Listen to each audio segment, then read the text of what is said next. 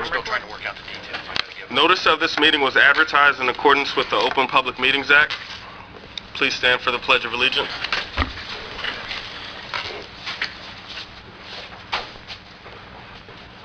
I pledge allegiance to the flag of the United States of America and to the republic for which it stands, one nation, under God, indivisible, with liberty and justice for all.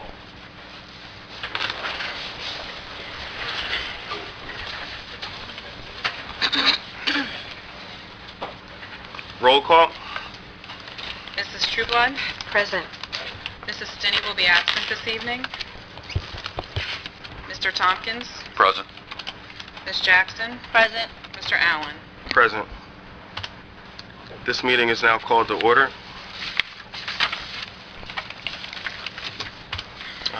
Council will be deviating from the agenda slightly, and I would like to pull up resolution number 276-2015, authorizing council to go into closed session for contract negotiations with the auditor. I'd like to move that to this portion of the meeting, if that's okay. Fine with me. All right, so you would need a motion and a second to then go into closed and to do that. Is there a motion to go into closed session for resolution number 276-2015, authorizing council to go into closed session for contract negotiations pertaining to the auditor? If you'll let me break that bubble, I make a motion to move resolution 276-2015 to the front of the meeting and proceed to that now. I'll second the motion to move resolution 276-2015. Amy, please poll the council. Mr. Tompkins? Yes. Ms. Trueblood? Yes. Ms. Jackson? Yes. Mr. Allen? Yes. Council will now go into closed session to have this discussion. We are back.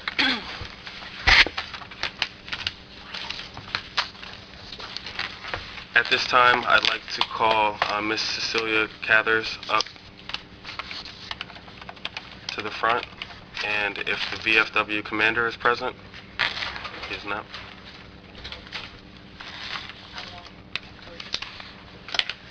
Did she get the mic? Or is there a Mr. Cook? Major? Major Cook? Yes.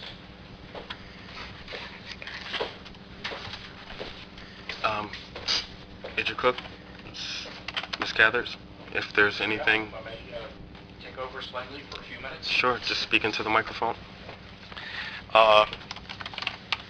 Ladies and gentlemen, what we would like to do at this time is to ask Thomas James Cathers to come forward and stand here in front of the assembly. If you would, sir. Tom. Now, Mr. Cathers is a distinguished veteran, and one of the things that we need to correct is the fact that he was never formally recognized for his service to our country. And tonight we need to rectify that officially. So could I ask the audience please to stand?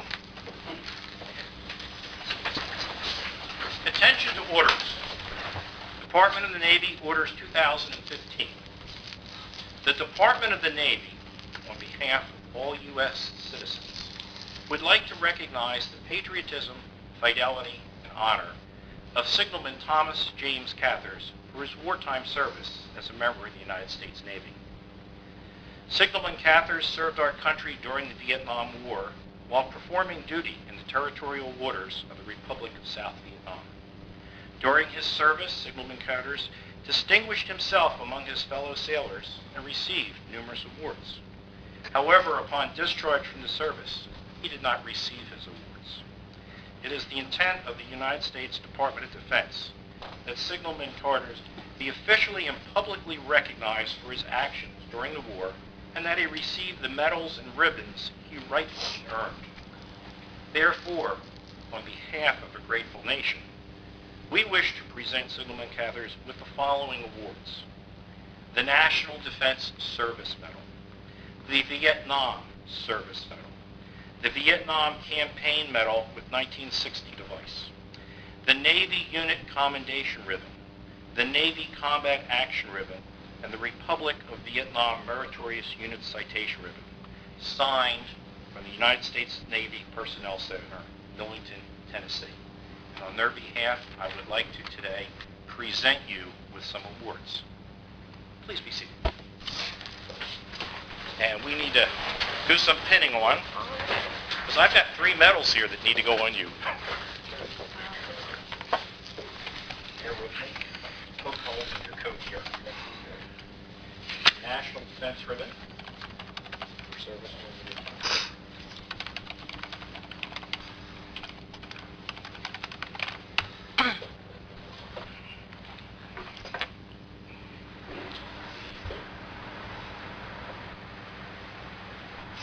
Vietnam Service Ribbon. If I can get it apart.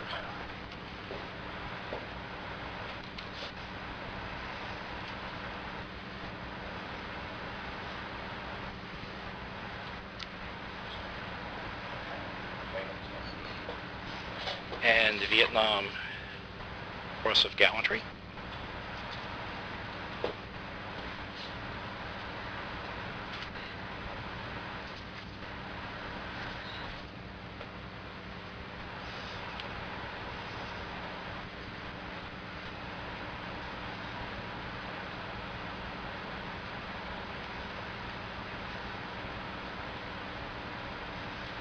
In addition to that, we have the hat. For your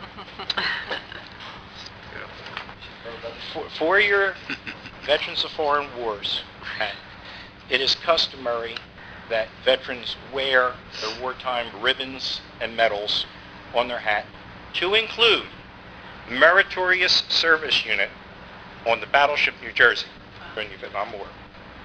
So these are for your hat. And I have 2 things from you. This is personal from the First Sergeant and myself, but a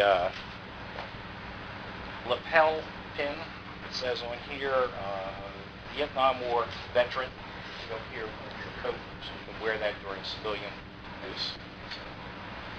And then, as a member of the Battleship Association also, I want to give you the United States Navy coin. Congratulations, sir. Let's give him a round of applause.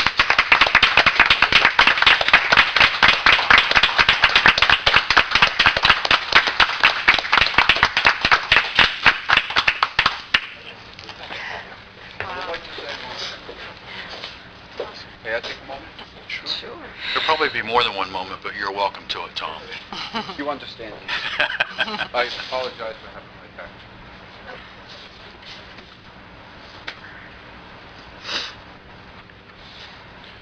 Throughout my life, when I was a child,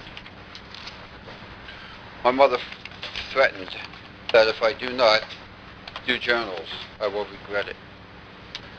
During my training in parochial schools during the 1950s, I was taught to do journals. I do journals even today that we have here. I have journals that probably stand 5 to 5.5 feet tall that I've collected since 1959.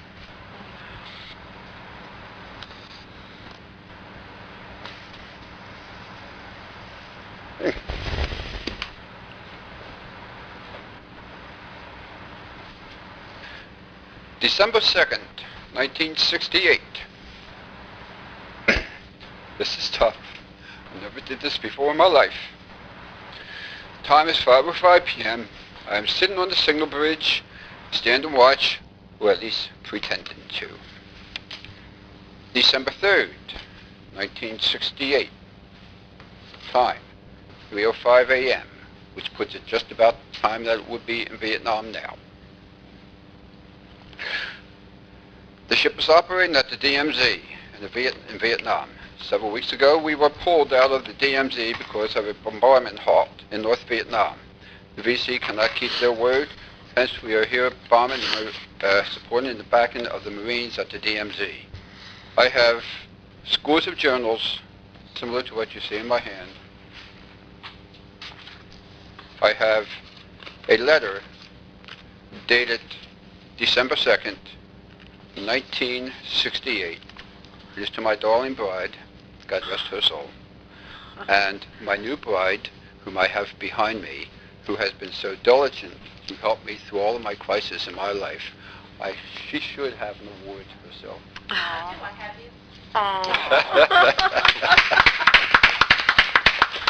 Well, I'm not going to read this because this gets very involved. However, figure a 22-year-old man who's sitting on the bridge. We have combat situations, and I've been often asked to write my book, and I'll talk to the major this afternoon after this is over with. And I think I will write my book, The Journals of Dr. Thomas J. Cather, Sr. during the Vietnam conflict. Ladies and gentlemen, it's nice being on this side. May you all enjoy your holidays. And ladies and gentlemen of the audience, thank you very much. We appreciate all that you do. No matter how much there may seem to be conflict, there is definitely one thing sure. We went into combat to keep our United States of America the free nation that it is. Thank God that we are the nation that we are, because people can conflict and they can still go home and they can sleep tight without worrying about any type of repetitions or any type of, I'm a PhD and I could always speak well. This is hard for me. Without any type of problems, we are Americans. And as I've always said when I was on council and everything else, God bless America. Thank you very much. Thank you. Tom.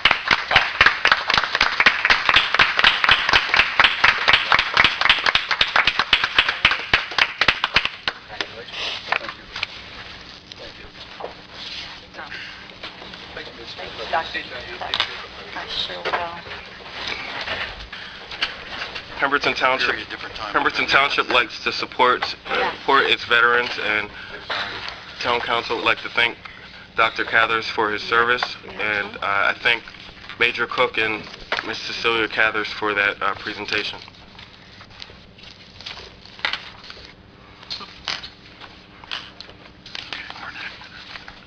Meeting minutes. I'd like to pull the regular meeting minutes for October 21st, 2015. Actually, Jason, I'm just going to request that they both be pulled because we do not have enough council members that can vote on them at this time. So I'm going to have to ask council members to listen to audio, and we'll revisit it next meeting. Thank you. Because I don't have enough council members that have been at the meeting to vote on the minutes. Understood. So actually, they're being tabled, I guess, Okay. till the next meeting. So we will table the meeting minutes on the agenda. Do they need to vote on that, Dave? Should they motion to table? Probably should make a motion to table, yes. Separately? No, I think they could You do could do them both together. Is there a motion to table the regular meeting minutes for October 21st, 2015, as well as the regular meeting minutes for November 4th, 2015? I'll make the motion to table regular meetings from October 25th, 2015, and the regular meeting minutes from November 4th, 2015. I'll second the motion to table the minutes from November 4th and October 21st. Amy, please pull the council. Ms. Jackson? Yes. Ms. Trueblood? Yes. Mr. Tompkins? Yes. Mr. Allen? Yes. Moving on, reports and communications filed with the clerk. Council, we received 5 reports. Is there any discussion on these reports? If I could just ask a couple things, Jason. I have September. I know somebody emailed October. Is that included in with this? The ones that were received today? Yeah. Those will be on next week, Okay. the next agenda. There was 2 things on this police report that kind of caught my eye. And I think most of you know some of the things I've talked about. But one of them here is the overtime. And it looks like we're currently right about double what was budgeted for the year. there a specific reason why that's happening? Dennis, would you care to address that? Well, there are a number of reasons. The primary reason is that in 2015 we have a substantial increase in the number of officers that have been out sick, and a very substantial increase in the number of officers who have been out on workers' compensation leave, as well as military leave. Okay. And then the other thing I noticed that jumped out at me is on the second report, the police service calls for September. Motor vehicle summons, non-parking summons, we had 220 for the month, which works out to about 7 per day. If we're running 3 shifts, that's less than 3 tickets a shift. The mayor and I have had that issue as part of our discussions with the chief. One of the things that you'll see when you take a look at the October report is that we have asked the chief to break down those service calls into more detail so that we understand what the nature of those service calls are. So you'll have that. If you don't already have it, it's probably on the website already for October. And I've also asked the chief that for the November report, to provide the same type of detail as to the kinds of calls, as well as to provide an explanation as to some of the categories that I believe will require some explanation as to what they are. So I'll keep trying to refine the reports to get as much information to council and the public as possible. You've heard my complaints before, so I think you know where I'm coming from. 7 tickets a day in this town?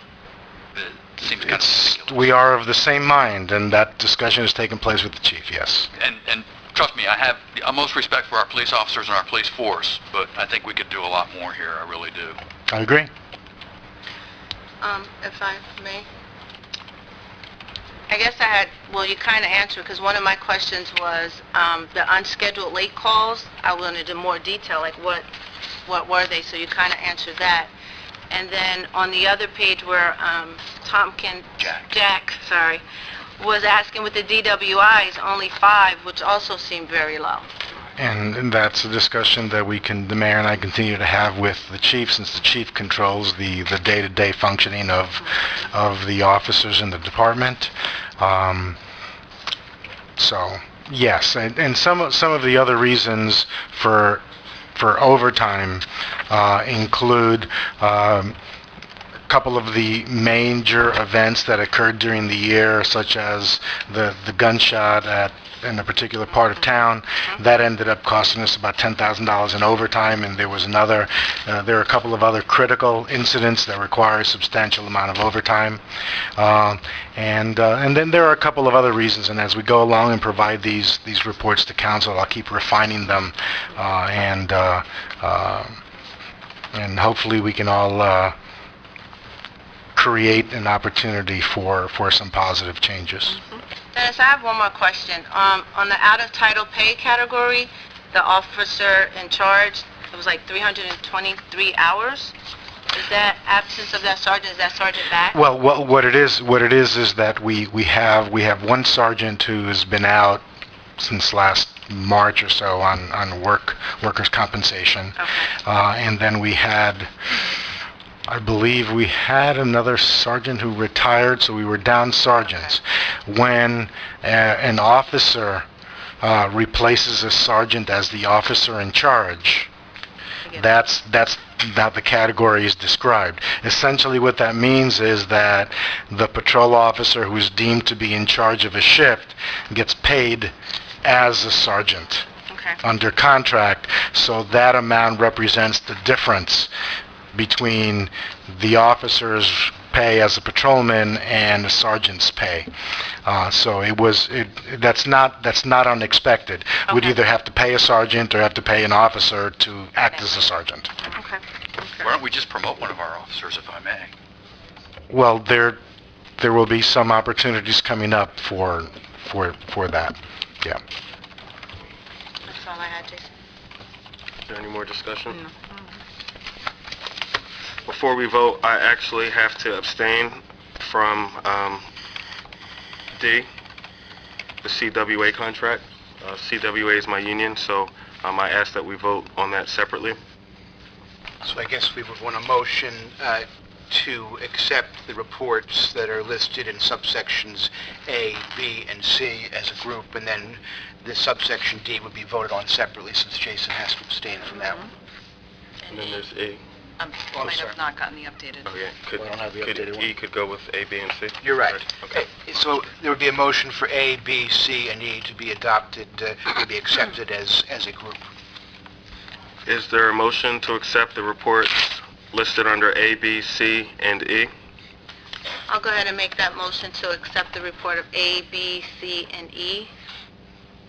Is there a second? I second the motion to accept the reports A, B, and C. And E. And E, and D. E, I'm sorry. Amy, please poll the council. Ms. Jackson? Yes. Ms. Trueblood? Yes. Mr. Tompkins? Yes. Mr. Allen? Yes. Is there a motion to approve the report D, PERC decision? I'll make the motion to approve Report D for PERC decision. I'll second it. Amy, please poll the council. Mr. Tompkins? Yes. Ms. Jackson? Yes. Ms. Trueblood? Yes. Mr. Allen? Abstain?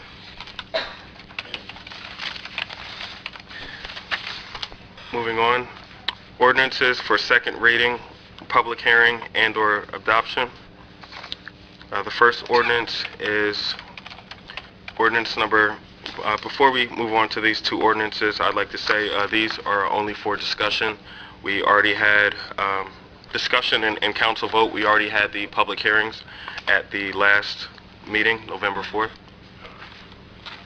Ordinance number 16-2015, bond ordinance providing for various capital improvements to the water utility, including but not limited to the reconstruction and repair of well number 11 by and in the township of Pemberton in the county of Burlington, state of New Jersey, appropriating $1 million therefore, and authorizing the issuance of $900,000 bonds or notes of the township to finance part of the cost thereof.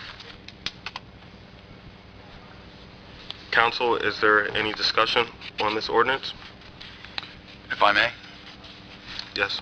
Approximately what is the age of well 11? I do not know what the age is. I do know that the well, except for a couple of very brief instances, has been shut down per the DEP since, I believe, 2010. But the well is and was at the time our best functioning and highest producing well, and it is anticipated that it would have a very substantial continued life once the treatment facility is constructed. If I may, if you would permit me, the other thing I just wanted to remind council that this ordinance is that, once again, is that we have made, and the council has authorized an application to the state of New Jersey for financing for the rehabilitation of this well, the creation of the treatment process, which plans have already been prepared and paid for, and which the state has approved. And because we don't know how much of the cost of this treatment facility will be grant and how much will be a loan from NJEIT. They tell us that somewhat later, hopefully in the next couple of months. And because these types of programs are reimbursement programs, municipalities, in order to take advantage of these loans/grants, must create basically a construction financing mechanism. And there are only two ways to have a construction financing mechanism. One is to either have the money and dedicate the money for construction, and then once the project is complete, the state will reimburse the township for both the loan part and the grant part, whatever that turns out to be, or to adopt a bond ordinance in order to permit the township to award a contract with a source of funding.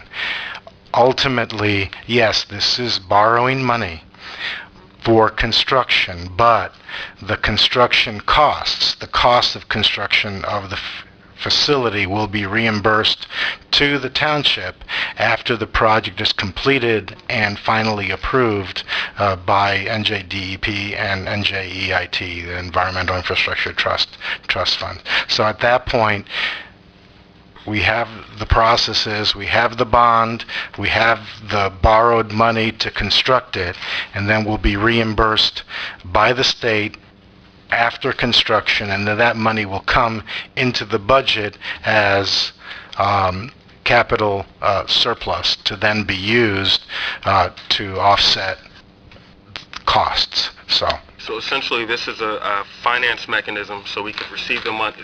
So we would have the money and up front, and then we would receive the grant or loan. Yes, we will be we have to pay for it up front, and that's what this bond is for, and then we will be reimbursed for the cost of the project through the approved loan/grants from NJEIT. That wouldn't be 100%, would it? I believe it will be 100%. What we don't know is, of that 100%, what part will be a loan and what part will be a grant. Okay. But it will be 100% of the project cost based on the estimates that we've provided them. And it would be a low-interest loan. Hopefully will be a no-interest loan.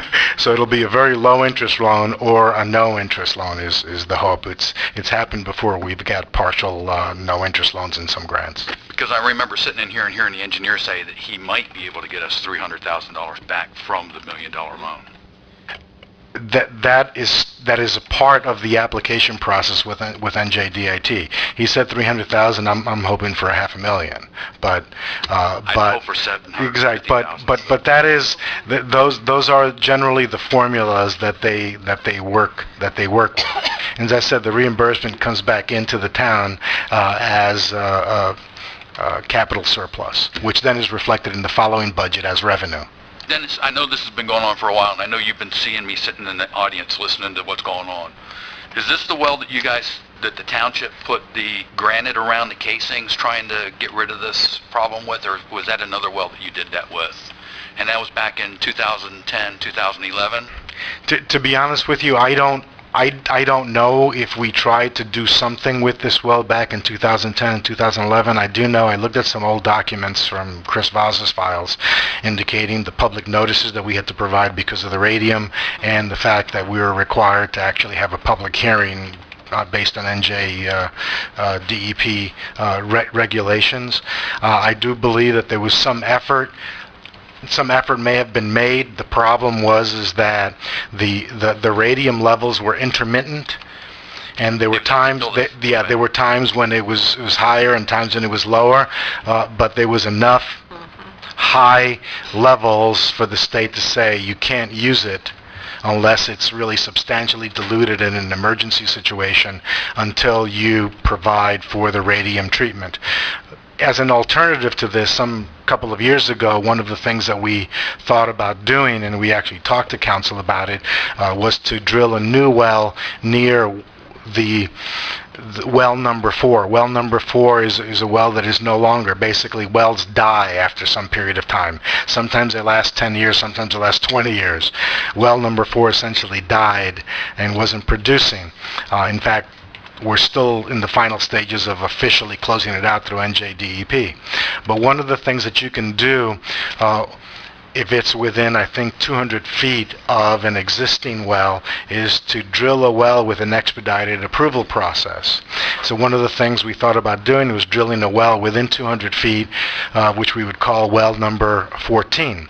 The problem with doing that is that would cost far more than the $1 million, and you don't know if the new well 14 would ever, first you do a test well, and then you don't know whether it's ever going to produce, and then you have to develop it as an operational well, and as we did the cost-benefit analysis and talking to our engineers, it was determined that it would be far more cost-effective to do what we needed to do to get well number 11 back in service, because we know that it produces over 400 gallons per minute. I see that in a report from our engineering company dated October 6th. Yeah. So that's in there. One thing that they also called, that they suggested that we do, I gotta find it here, is investigate possible new Englishtown well sites. And they also suggested that maybe we do a geographical information system, a database of the entire water system to see what we got going on. And that sounds like a pretty good starting place to me. Those are things that we have been discussing with them.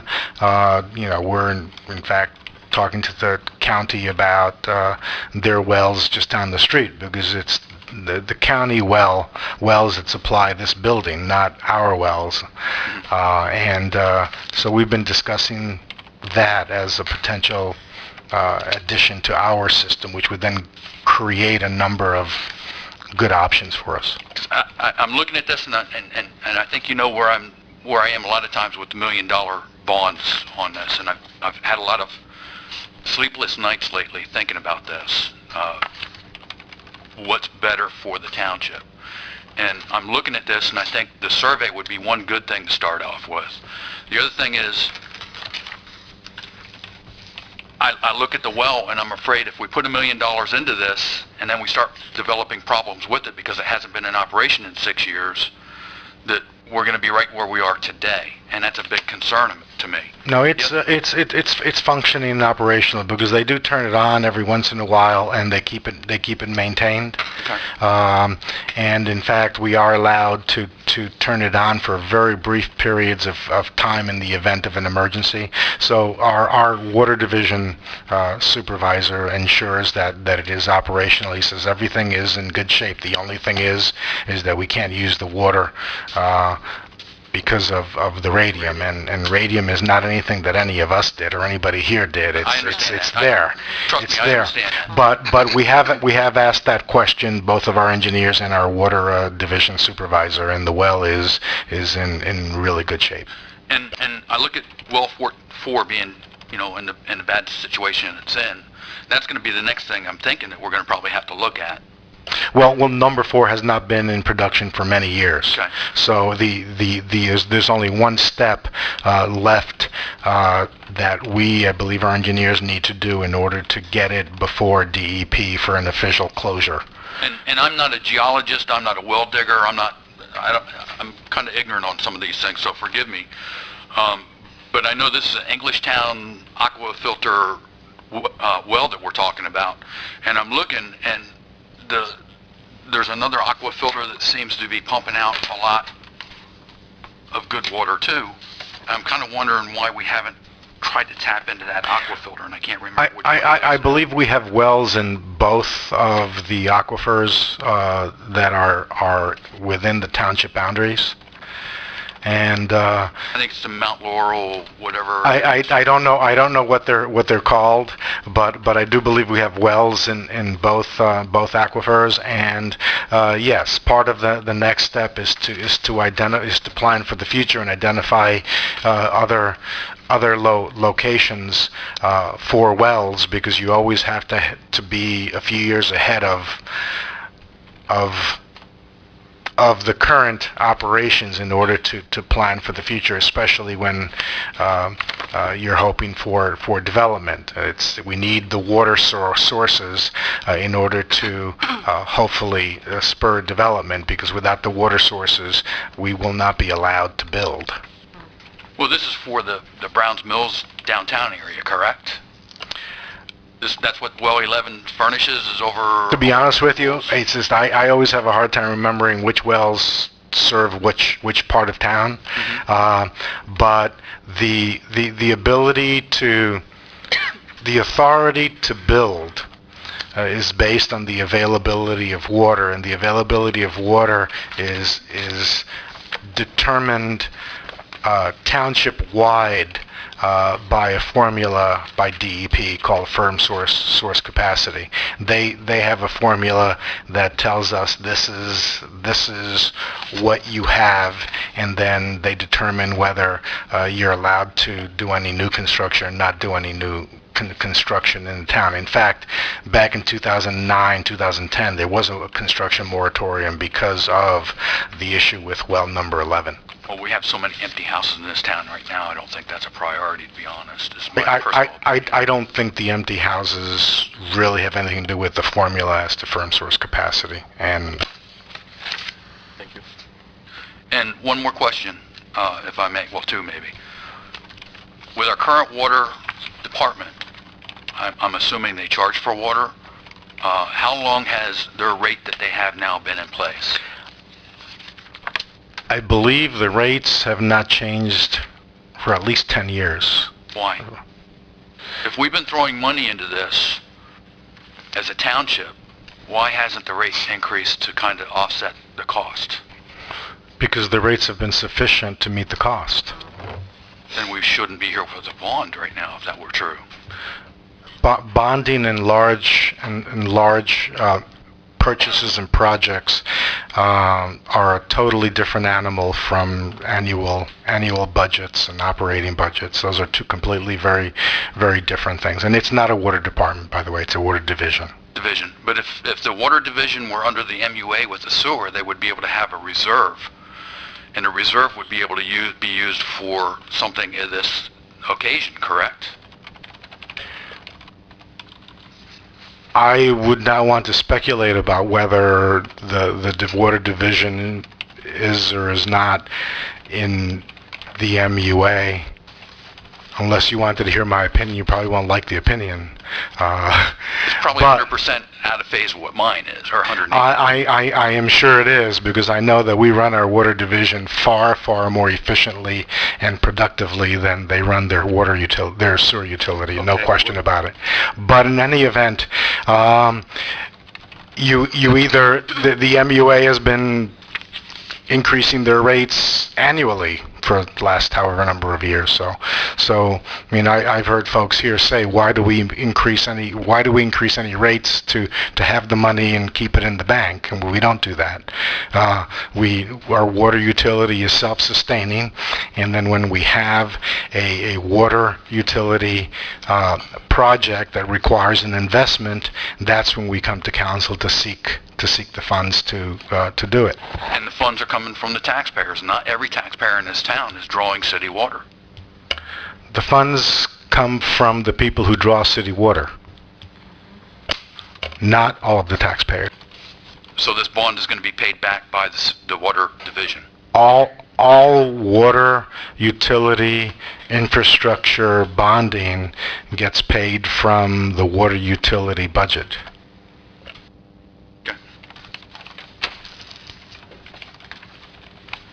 I was just writing down some notes. So just to recap, there are a bunch of benefits to reopening or resurfacing this well number 11.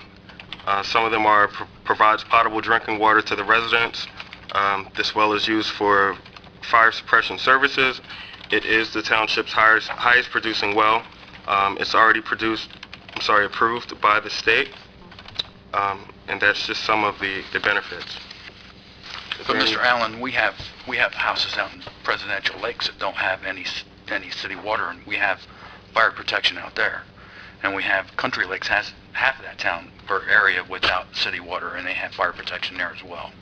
Okay. Am I correct in that statement? You probably are, but we also heard from the fire chief at the last meeting that came up, and it's in the minutes, and he gave the benefits to it as well. So this is a recommendation coming from multiple people. I understand what you're saying. I just wanted to make a point that PL doesn't have city water, and they do have fire protection out there. Is what I've been informed many times as a citizen sitting out here with things going on with the PL Fire Department and stuff. So if they don't have city water, then they don't, similar to what you said, they don't have to pay for it, right? Well, there's a couple of things. One, in terms of fire service, if there is no city water out there because the Pinelands won't let us put water out there. If the question is, would it be better for the residents in the township to have a township water supply out there with fire hydrants, that would produce water and pressure for fire suppression? That would make the area far safer. Right now, yes, if we go out there and we have to fight a fire, hopefully it doesn't happen, but if we do, basically you're going to have to bring in water to fight the fire as opposed to hooking up to a fire hydrant. Mind you, the mayor isn't here, but I would say I wish the Pinelands would allow us to provide city water and city sewer to all of the areas within the township. I think the township would be better off, the residents would be better off, and everybody would be safer. But in terms of payment, if you look at the annual operating budget, you will see debt service, and you'll see debt service attributable to the water utility and debt service that's generally attributable, so for other purposes. So although the debt of the town is looked at globally, the payments for specific bond ordinances related to water are attributed to the water utility budget, which is one of the two budgets that the council approves, every March. So, yes, this bond ordinance will ultimately, whatever is borrowed will be paid for from the water utility. I'm not telling you that next year or the year after that we may or may not need to increase the rates, but in response to the other question is that the rates have not been increased for over 10 years because the rates have produced sufficient revenue in order to meet the needs of the water utility, which include the employees, the things that we need to buy to make improvements and maintain the electricity and everything else for the utility. So in that sense, although the township is obligated as a whole for such debt, the funding for the water utility comes from the people who purchase water from the township, not the people who don't purchase water.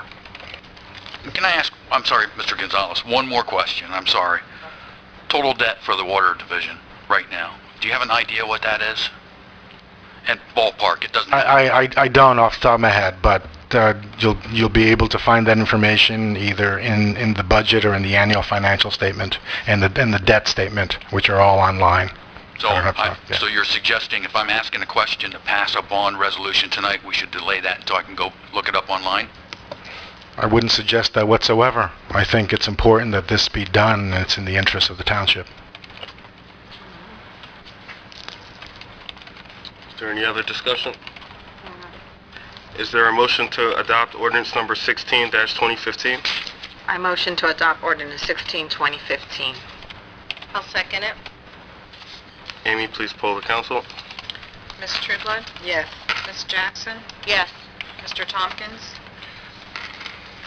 I come in here tonight with every ounce of my fiber saying I was going to say no. But if this is going to be paid for by the water department, then I say yes, we will do it. Mr. Allen? Yes.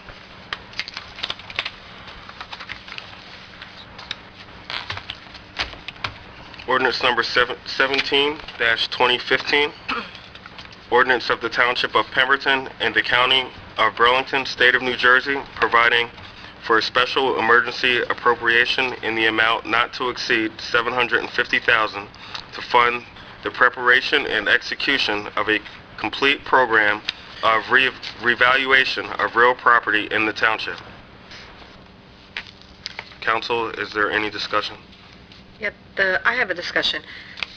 With this ordinance, we would have to, it's by the county tax board that we've been requested to put this bond together, and I want to just, if anyone has questions, Mr. Gonzalez, that we have to, I think it's an essential that we need to comply.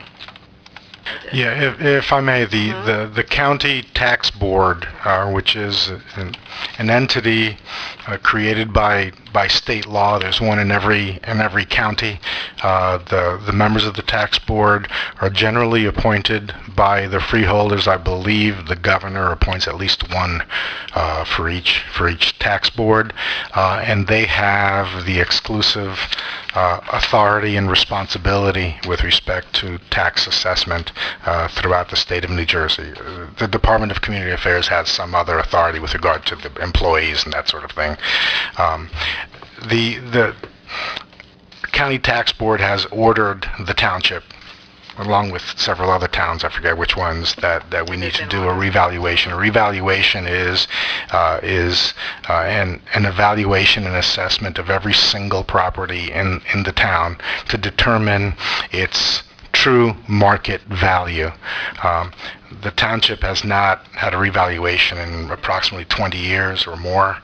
And so therefore, what that means is that, as an example, if your house is assessed at $75,000 and if you put it up for sale, you might be able to get $150,000. That means that the assessed value is substantially less than the market value. And when the tax board orders a municipality to do a revaluation, the point is to require municipalities such as ours, because we're at 60% called an equalization rate. Our assessed values are about 60% of the market value. So then a revaluation firm comes in, takes a look at market information as to what the price of homes are and have been over the past year or two, and then they restructure the assessed values of all of the properties to 100% of market value.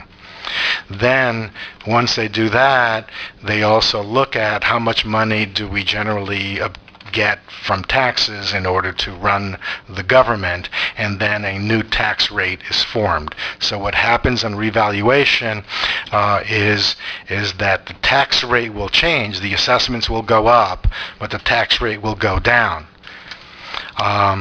And this is not an easy process for any municipality, and there are people who will be ultimately happy with it. There are appeals processes as well. People will be happy, people where it's not going to make much of any difference in the taxes that they pay, and then some people who will be very unhappy. And so it all depends on when their houses were valued, whether they were valued 5 years ago or 25 years ago or 30 years ago. So there's an independent company that would be hired. I put this out for requests for proposals already, and I am hopeful that I will have a company to present for an award for the contract, probably the first meeting of January. This has to be done between January and October, and the reassessment, revaluation will be effective for January 1st of 2017 tax year. Mr. Gonzalez, you said it has to be done between January and October. You're saying we hire a firm, and then the firm goes in and conducts the appraisal process between those months? The firm will conduct the appraisal process. There are a whole series of things. One, they're also required to provide various means of information to all of our residents. Publication of information. They're required to provide specific and detailed information to all property owners. They will be sending letters and information to the property owners requesting the opportunity to come to the properties to look at the property, both the exterior and the interior. They will note not only the size of the property, the condition of the property, the number of bedrooms, the number of kitchens, bathrooms, all of that information goes into their formula for determining the value of properties. They are required to do it during regular business hours. I forget, it was no later than 6 o'clock. They also will be required to do it on Saturdays. If they are unable to get access to a property, they're required to make multiple efforts at it. ultimately, if they can't get access to the interior of the property, they will make basically best judgment determinations based on existing records. They'll be required to prepare new property record cards for every single property in the township.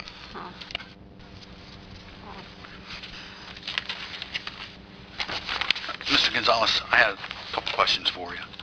This came down, it looks like we got told about it in June, the 8th of June. I know the government is very, very slow sometimes, but we're in December. Why are we passing this bond ordinance now? Why didn't we do this in July or August? I did not bring it to the council in July or August, and bringing it now, there still is plenty of time to do the work. How long is this bond for? What's the life of this bond?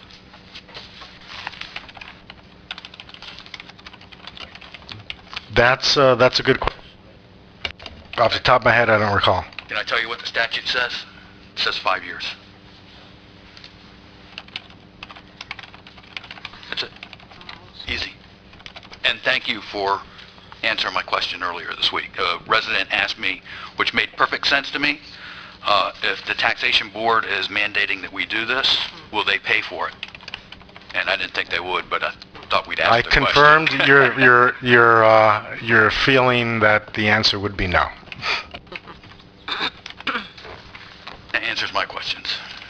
Okay, thank you. Council, are there any other questions?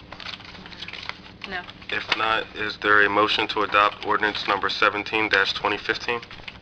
I motion to adopt ordinance 17, 2015. I'll second it. Amy, please poll the council. Ms. Trueblood? Yes. Mr. Tompkins? Yes. Mrs. Jackson? Yes. Mr. Allen? Yes. Sorry, Lisa. There are no ordinances for introduction tonight, so we'll move on to resolutions. Mr. Allen, can I make a motion that we open this part of the meeting up to the public for any public comment on these resolutions? That is not the way the agenda has been structured, and as you've indicated earlier, you've sat in the audience for quite a few months, and you know why we're conducting the meeting the way we are. Mm-hmm. So I'm not sure. If I make a motion, as long as it's seconded, we could carry through with it. Yeah, the answer is that resolutions normally are not subject to public comment, such as ordinances are. But that being said, if the council wishes to open anything up to public comment, it may do so if there's a motion and a second and an affirmative vote to do so. If there's not, then the motion made by Mr. Tompkins would die if it was not seconded, or if it was voted down. I don't hear a second, so. Council, is there any discussion on any of the resolutions? For Resolution 258-2015, it's my understanding, Dennis, that insurance is for volunteers and the CERT volunteers. Is that correct? Yes, this is a separate insurance policy because volunteers and our CERT volunteers, this is Recreation Department volunteers and program volunteers, and our CERT volunteers are not covered under the joint insurance fund since they are not employees of the township. So what we do is we buy a relatively modest policy in the event that somebody gets injured, that they have some way of making a claim to take care of medical expenses, that sort of thing. The Resolution 261 for the Nelson Tree Service, what area are they going to be cutting the trees and how many? We anticipate that it should be about 20 or 25 of the extra tall trees in Lake Valley, and the plan is that one, we don't have equipment that reaches the taller trees, and so the plan is to have this contractor come in, take down those tall trees with our employees working right behind them to grind up the stumps to prepare the area. It is anticipated at some point in the future, hopefully in the spring, that we'll be able to do some sidewalk work in the area that's badly needed. Thank you. Resolution 270, the casting with grates, purchasing and casting of grates. How many are we purchasing for that? 30. 30?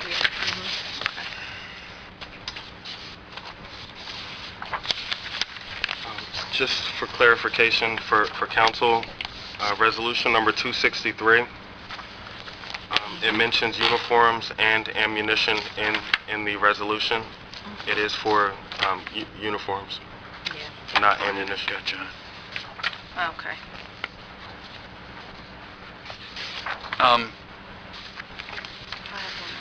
Okay, I'm sorry, go ahead. I just have one more, sorry. 272, Resolution 272, the skid steer loader. Can you tell us what that is? I'm not all that conversant in equipment. However, basically it's like a small, very able tractor type of machinery. It's machinery that we use, as the mayor here has described it, we use throughout public works, in our parks. We've used it substantially during the road program, and since we have developed the road paving program, it became apparent that we needed two of these. We have one, and the reason that we would need two is so that we can be doing two projects at the same time. We can have one working with a road repair crew, which is necessary, as well as not taking away the time that's needed from a similar piece of equipment and doing work in our park construction and park repairs. And this comes from the bond 2015-15. It's done under a national cooperative purchasing program. Dennis, your description of what a skid steer loader is was actually pretty good. I looked it up online. It's a engine-powered machine with lift arms used to attach a wide variety of labor-saving tools and attachments, used to push material from one location to another, carry material in a bucket. You could use it for things such as clearing snow, so good job. Better than I can do. Great job. That's all I had. Thank you, Dennis. I had a couple quick questions. Most of these are easy. I think I'm going to request that 257, 2015 be pulled, and that's for the diesel-fired asphalt hauler. 260, 2015, we're transferring funds, and I understand that. Dennis, you and I talked about that this week. My only question is, it looks like we're transferring that from our highway department, and we just got bond money because they needed money for doing highway stuff. Is that a different sub-account, or? Let me see. No, we're transferring from $10,000 from buildings and grounds salaries and wages. Okay. And then the largest item that we're transferring is from the gasoline line item. Gasoline has been a lot less expensive this year than we had anticipated, so we have additional funds there. Where we're moving the bulk of that to is $10,000 to fleet salary and wages. We have 4 mechanics, including the supervisor. This year, one mechanic was out for with a personal leave issue for some period of time, and then our supervisor was out with a period of time, both with medical issues that were unrelated to work, so we needed to engage someone on a temporary basis, and so we're keeping that person on certainly through the end of this year in order to catch up on a lot of the deferred maintenance and projects that we needed done. And then the largest item is to other expenses, hire repairs, not from.